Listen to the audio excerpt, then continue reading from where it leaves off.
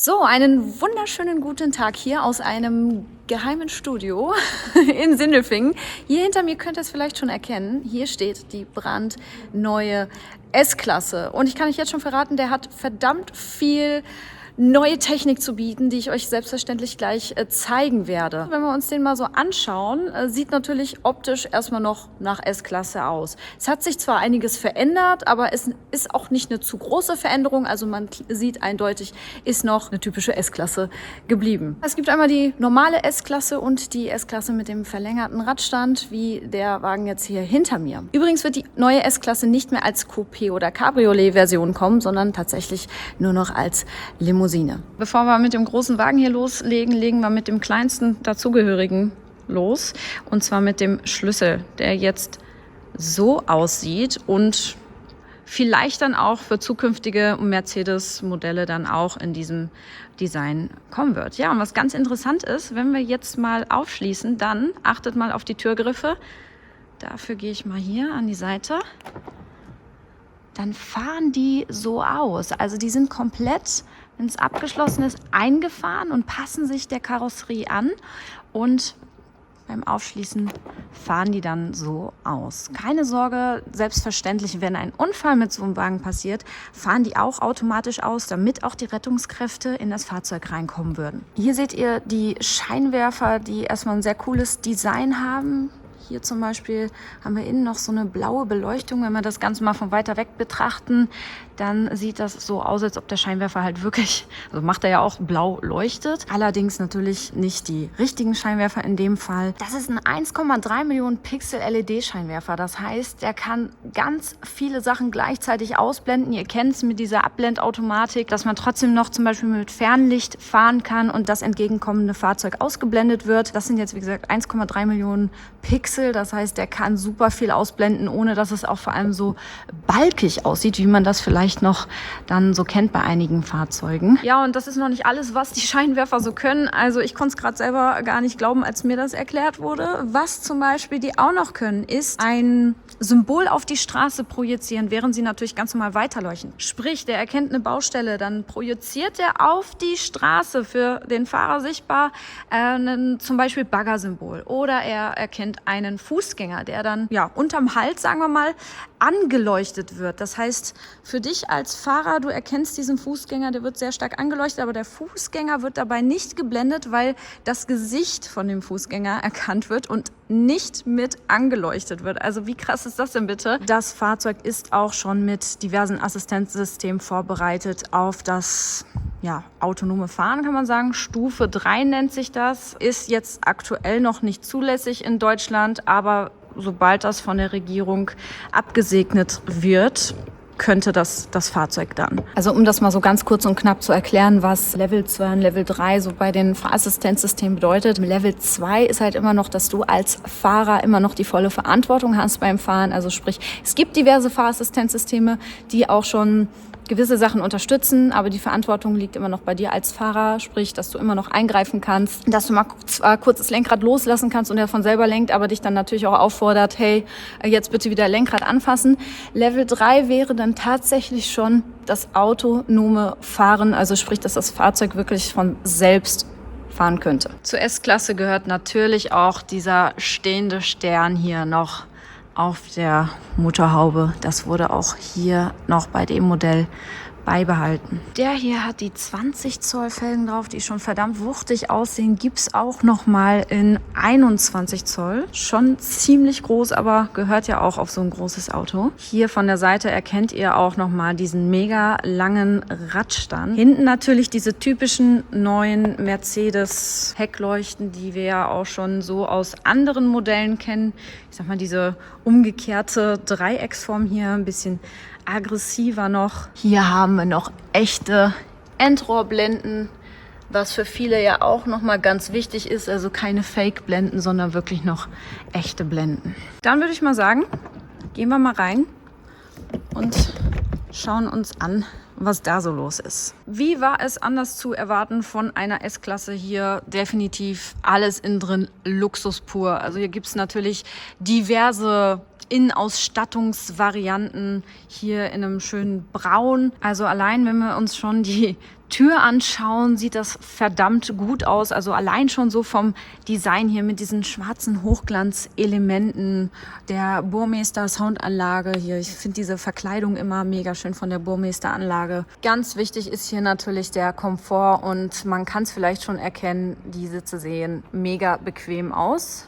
Und die werde ich natürlich jetzt auch mal austesten, ob die genauso bequem sind, wie sie aussehen.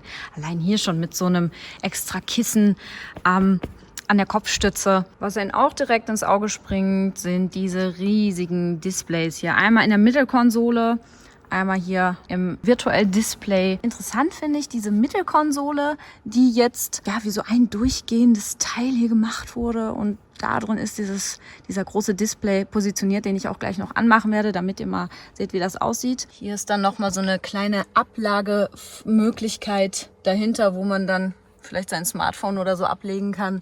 Sitzprobe. Ja, wie erwartet. Ich fühle mich wie in so einem mega bequemen, luxuriösen, fetten Kinosessel. Also es ist wirklich so, hier lässt es sich über mehrere Stunden wirklich super aushalten. Aber nicht nur, dass der Sitz natürlich einfach nur bequem ist, sogar in so einem ganz normalen Sitz, sollte man meinen, stecken auch nochmal super viele Funktionen, Massagefunktionen. Wir haben hier ein 4D-Soundsystem drin. Das bedeutet, aus den Sitzen kommt nochmal so eine Art auf den Sound angepasste Vibration. Das heißt, wenn du einen richtig geilen Beat hörst, so einen richtig geilen Song, dann denkst du sitzt auf so einer Bassbox drauf, weil das hier im Sitz nochmal integriert ist. Sitzheizung, Sitzbelüftung, selbstverständlich. Allein die Massagefunktion, da gibt's auch nochmal ganz viele unterschiedliche Funktionen. Die zeige ich euch natürlich auch noch. Hier nochmal so Ablageflächen für Smartphone, natürlich mit induktiven Laden, Cupholder. Hier auch nochmal jede Menge Platz. Auch hier nochmal so eine Ladematte fürs Smartphone. Ja, also hier ist auf jeden Fall auch nochmal genügend Platz für Fahrer und Beifahrer, für die Smartphones und eben auch Getränke und alles Mögliche für Fahrer und Beifahrer. Machen wir mal hier wieder zu. Alleine das Design des Lenkrads ist schon mega luxuriös hier mit diesem schwarzen Hochglanz. Mir gefällt die Form sehr, sehr gut. Und das ist auch interessant. Es gibt hier einmal außen nochmal so ein Schwarz-Hochglanz-Ring. Gibt es wahrscheinlich auch nochmal in etlichen Varianten in Holz etc. etc. Ich glaube aber auch, wer sowas nicht mag, der bekommt natürlich auch sowas komplett in Leder eingefasst dann. Ich habe es gerade schon mal angesprochen, in einem Fahrzeug in der neuen S-Klasse hier ist ein Soundsystem verbaut mit 4D-Sound, nennt sich das, mit über 30 Lautsprechern im gesamten Fahrzeug verteilt. Man kann hier auch nochmal seinen Klang auf sich personalisieren. Also nicht nur einfach dieses, was man kennt, Höhen und Tiefen einstellen, sondern man kann wirklich anhand eines Beispiels, der spielt einen dann so einen Song ab und dann kannst du genau einstellen, ich möchte die Höhen so haben, ich möchte die Tiefen so haben, die leisen Töne sollen für mich so klingen und die lauten Töne sollen für mich so klingen. Also es ist wirklich ein Sounderlebnis. Auch sehr schön sind, wie gesagt, überall diese Burmester Lautsprecher, die hier integriert sind. Die hier fahren dann sogar aus. Das sieht auch nochmal super futuristisch aus. Ja, und wenn wir jetzt mal nach oben blicken, dann sieht man auch hier so 2 Panoramadächer, beziehungsweise das vordere ist ein Schiebedach, also es fährt elektrisch auf und zu, und das hintere ist einfach ein festes Panoramadach, die natürlich auch nochmal abblendbar sind. Das Ganze geht sogar durch die Sprachsteuerung. Schaut euch auch mal an, wie groß der Ausstiegswinkel hier von der Tür ist. Also da gibt es keine Probleme. Die Tür geht so verdammt weit auf, dass ich jetzt schon fast gar nicht mehr drankomme. Interessant wird es dann jetzt eigentlich richtig mit den MBUX, also Mercedes-Benz User Experience nennt sich das Ganze, und das ist das System hier drin. Dafür schalten wir das jetzt erstmal ein.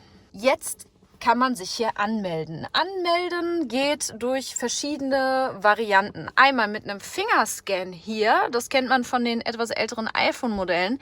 Dann sitzen zum Beispiel hier auch nochmal Kameras drin. Die kann man jetzt hier super gut durch dieses rot blinkende erkennen. Das sieht man in echt gar nicht. Das sieht man jetzt wirklich nur über das Display der Kamera. Die würden zum Beispiel zum einen mein Gesicht scannen. Das heißt, so könnte ich mich einloggen.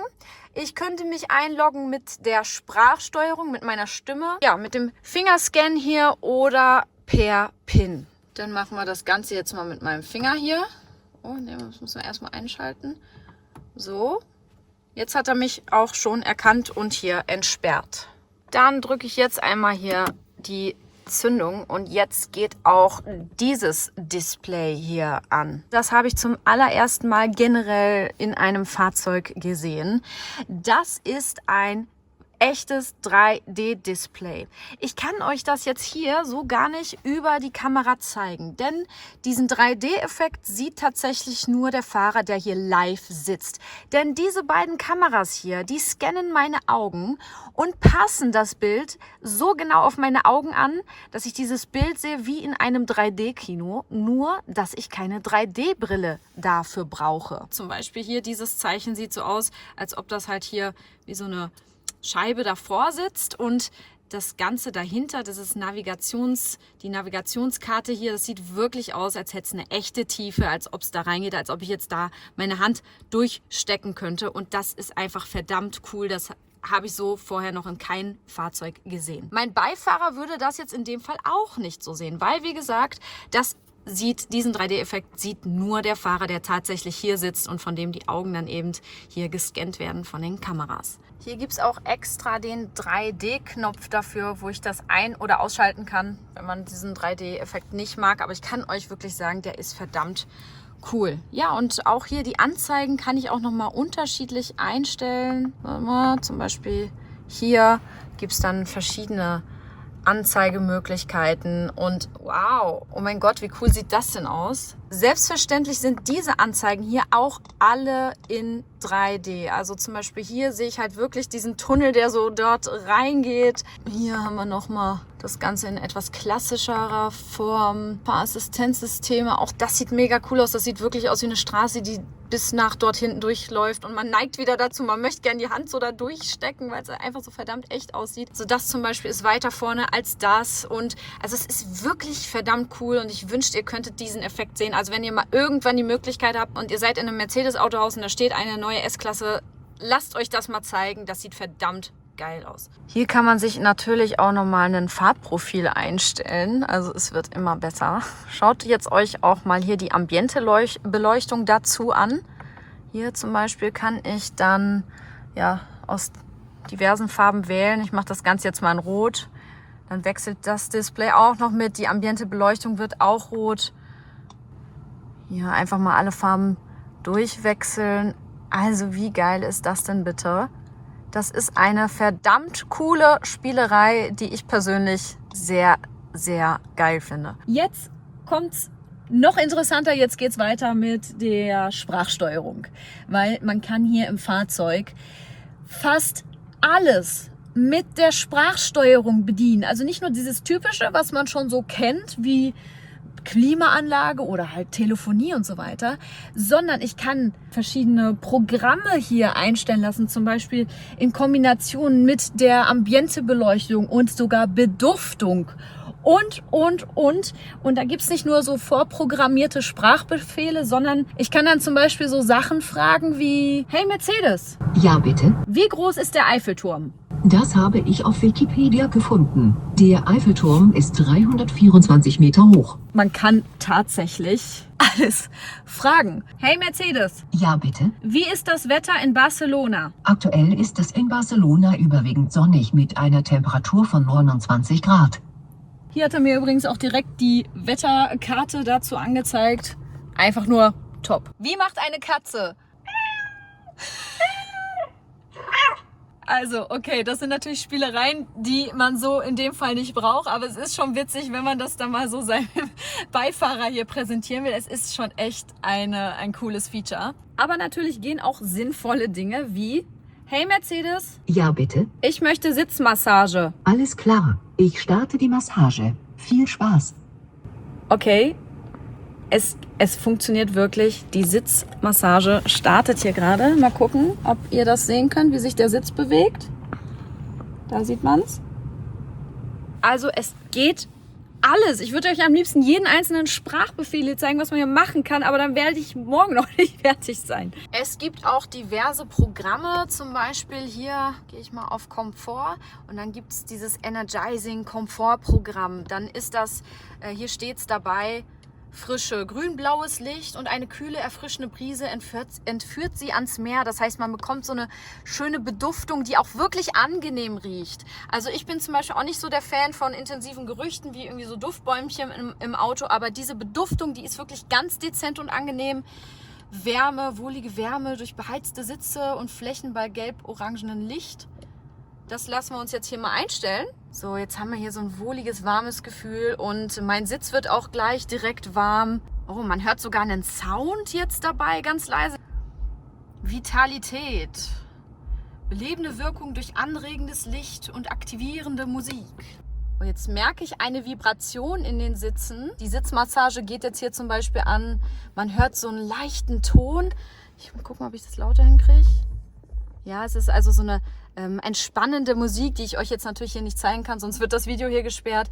Man sieht, dass hier, das was hier zu sehen ist, diese Farben, die spiegeln sich jetzt auch nochmal hier wieder in der Ambientebeleuchtung mit so einer Animation. Das sieht einfach nur mega cool aus. Also hier gibt es wirklich so viele Möglichkeiten. Und zum Beispiel kann ich auch sagen, ich bin müde. Und dann stellt er mir automatisch auch so ein Programm ein mit frischer Luft, mit, ich weiß gar nicht, was dann da alles passiert, um mir das Fahren angenehmer zu machen und um mich auch wieder ein bisschen wacher zu halten beim Fahren. Im Fahrzeug sind auch überall nochmal verschiedene Kameras positioniert, wie halt zum Beispiel die hier vorne, die ich bereits schon angesprochen habe.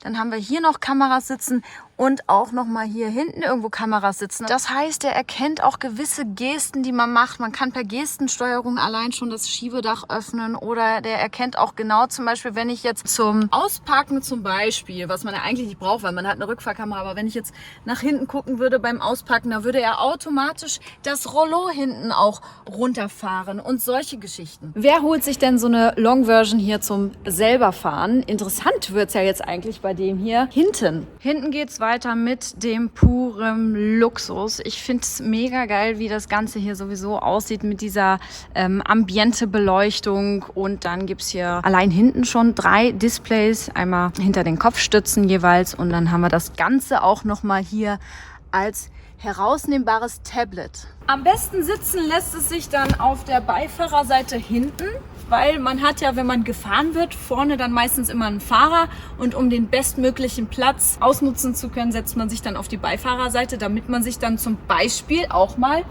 komplett hinlegen kann. Hier gibt es einen Knopf, dann fährt der Beifahrersitz vorn einmal komplett vor, damit man natürlich den Platz hat. Ich muss gar nicht gedrückt halten, merke ich gerade. Jetzt fährt er die Kopfstütze ein, fährt noch weiter nach vorne. Jetzt sieht man, platzmäßig ist auf jeden Fall jetzt schon viel da. Oh, jetzt geht's los. Jetzt geht's los. Ich fühle mich gerade wie in der Businessklasse vom Flugzeug. Auf so einem Langstreckenflug. Guck mal, sogar mit Fußstütze hier. Vorne fährt auch noch eine Fußstütze aus. Ja, und jetzt lässt sich das Ganze doch hier, würde ich sagen, aushalten. Und da ich ja jetzt nicht mehr an meinen Monitor vorne rankomme, habe ich dafür jetzt hier dieses Tablet, was ich hier so auch herausnehmen kann, damit es natürlich noch bequemer ist. Und hier auf diesem Tablet kann ich natürlich nochmal alles genauso ein- und verstellen wie auf den Monitoren hinten und auch vorn. Die Sprachsteuerung funktioniert auch auf jeden einzelnen Sitz angewandt. Also wenn ich jetzt zum Beispiel sage, hey Mercedes, mach die Sitzheizung an, dann erkennt er, von welchem Sitz dieser Sprachbefehl kam und stellt dann tatsächlich jetzt nur auf dem Sitz hier hinten rechts die Sitzheizung an. Mit der Sprachsteuerung lassen sich wirklich diverse Sachen hier am Fahrzeug regeln. Also nicht einfach nur Klimaanlage und Telefonie, sondern zum Beispiel auch, hey Mercedes, Was kann ich für dich tun? Ambientebeleuchtung auf Pink. Ich ändere die Farbe. Wie cool ist das denn bitte, Leute? Zieht euch das rein. Jetzt ist die gesamte Ambientebeleuchtung hier auf Pink eingestellt. Auch noch interessant ist, dass die Ambientebeleuchtung hier auch in mehrfarbig leuchtet. Hier ist das jetzt aber so, dass wir auch hier in der direkten Beleuchtung mehrere Farben haben können. Das sieht dann wirklich so richtig regenbogenmäßig aus. Da gibt es auch nochmal richtig schöne Einstellungsmöglichkeiten. So, jetzt ist mir das hier aber zu dunkel im Auto. Hey Mercedes, Ja, bitte. alle Rollos auf. Alles klar, ich öffne die Doors. Das Ganze funktioniert selbstverständlich auch nochmal für jedes Rollo einzeln. Und da ich ja gerade schon erwähnt habe, dass der Wagen erkennt, von welchem Sitz aus der Sprachbefehl kommt, muss ich jetzt einfach nur sagen, hey Mercedes, Was kann ich für dich tun? Rollo zu. Gerne. Ich schließe das Rollo hinten rechts. Jetzt hat er tatsächlich nur dieses Rollo hier hochgefahren. Ich musste nicht sagen, welches Rollo, das erkennt der Wagen automatisch und alle anderen Rollos sind aufgeblieben. Wie cool ist das denn bitte? Das war jetzt wirklich nur ein kleiner Teil der ganzen Features, die im Fahrzeug möglich sind. Ich sage ja, wenn ich euch alles zeigen würde, dann wäre ich morgen noch nicht fertig. Aber ihr könnt ja gerne schon mal in die Kommentare schreiben. Findet ihr das cool? Was sagt ihr zu diesen ganzen Features? Braucht man das? Was davon würdet ihr gerne haben? Schreibt alles in die Kommentare. Der Deutsche fährt ja tatsächlich immer noch gern selbst. Und deswegen sind da vielleicht auch noch mal so ein paar Daten und Fakten wichtig. Zum Beispiel, jetzt denkt man sich, das ist so ein riesen Flaggschiff. Ja, guckt euch mal diese Breitseite an, der ist einfach nur verdammt lang. Wie lässt sich so ein Riesenauto denn überhaupt bewegen? Zum einen hat er zum Beispiel eine Hinterachslenkung, die so verdammt gut ist, dass der Wagen fast einen kleineren Wendekreis hat als eine A-Klasse. Also im Wendekreis sind das, wie viel waren das? 1,9 Meter weniger als beim Vorgänger. Ich habe hier gerade den Kollegen stehen, der mir das gerade netterweise sagen konnte. 1,9 Meter weniger Wendekreis bei dem mit dem langen Radstand zum Vorgänger. Hat dann insgesamt einen Wendekreis von 10,9. Habe ich das richtig gesagt? 10,9. Das ist wenig bei so einem riesigen Fahrzeug. Das ist natürlich eine Hinterachslenkung, die sowohl gegenlenkt als auch mitlenkt. Also je nachdem, bei höheren Geschwindigkeiten für ein stabilisierteres oder stabileres Fahren lenkt sie dann halt eben mit und beim Wenden und bei niedrigen Geschwindigkeiten lenkt sie gegen, um halt eben für diesen kleinen Wendekreis zu sorgen. Für ein noch komfortableres Fahren hat er das E-Active Body Control. Das heißt, dass jeder einzelne Dämpfer in dem Fahrzeug sich nochmal einzeln unterschiedlich bewegt. Das Fahrzeug scannt vorher die Straße ab. Was bedeutet, dass man immer horizontal im Fahrzeug sitzt? Also egal wie hubbelig die Straße und so weiter ist, man hat das Gefühl, das Fahrzeug schwebt und man merkt quasi nichts von der Straße. Die ganzen Motorisierungen, die geplant sind, die blende ich euch mal hier kurz ein. Höchstwahrscheinlich wird natürlich auch noch mal eine S63 AMG-Variante nachziehen.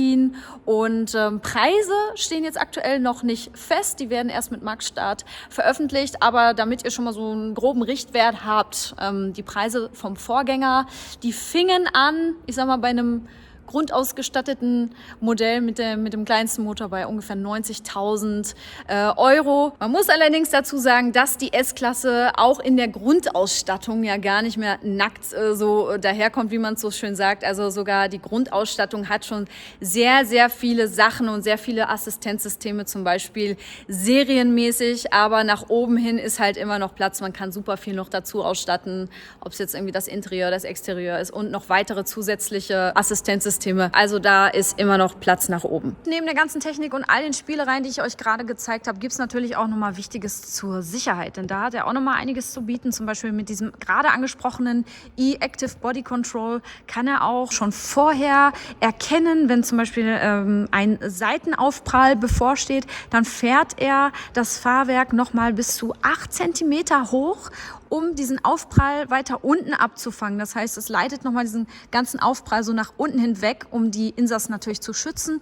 Und zudem gibt es auch nochmal im Fond einen Airbag, der jetzt direkt von vorne kommt. Das heißt, der wird wenn man jetzt irgendwie Frontalaufprall hat, fällt man quasi förmlich nach vorne in diesen Airbag rein, der einen auch nochmal umschließt. Also macht das Ganze nochmal für die Insassen hinten wesentlich sicherer. Also ihr merkt schon, wir sprechen hier nicht von einem normalen Fortbewegungsmittel, sondern der Wagen hat weitaus mehr zu bieten. Ich würde euch am liebsten noch alles zeigen, aber dann würde das Video zu lang werden. Die wichtigsten Features habe ich euch, glaube ich, soweit gezeigt. Ja, und wie gesagt, startet die Diskussion, schreibt in die Kommentare, wie findet ihr die neue S-Klasse.